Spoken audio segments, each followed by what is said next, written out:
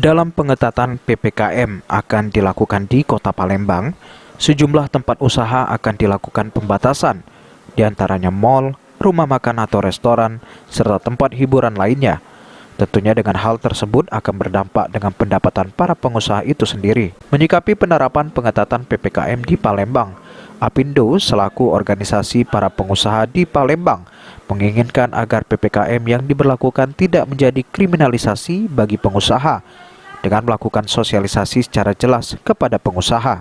Selain itu juga, Apindo Palembang menginginkan agar pemerintah pun melakukan edukasi terhadap masyarakat terkait COVID-19 ini. Sosialisasinya itu juga harus jelas ya, supaya jangan nanti ada di lapangan itu seperti kriminalisasi. Artinya yang bersangkutan mungkin tidak tahu jelas sejauh mana batasan dari PPKM itu, namun si petugasnya langsung mengambil tindakan-tindakan yang merugikan atau bahkan seperti arogan seperti itu. Itu yang kita harapkan atau kita himbau kepada pemerintah.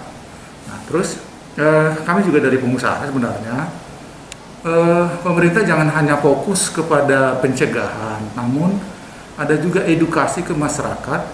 Bagaimana kalau seseorang itu misalnya terkena atau terpapar. Sementara itu, salah satu pengusaha properti di Palembang mengungkapkan, jika penerapan pengetatan PPKM ini tentunya cukup berdampak dan akan melakukan revisi ulang terkait target usaha yang dilakukan.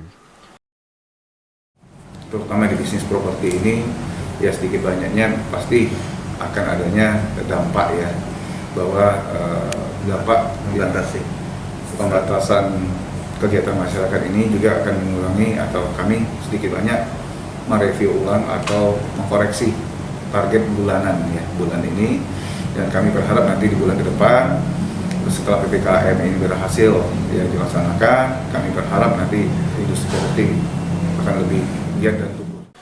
Secara umum, kalangan pengusaha di Palembang sendiri cukup mendukung diberlakukannya pemberlakuan pembatasan kegiatan masyarakat atau PPKM ini guna menekan penyebaran dari virus COVID-19 yang saat ini sedang alami lonjakan.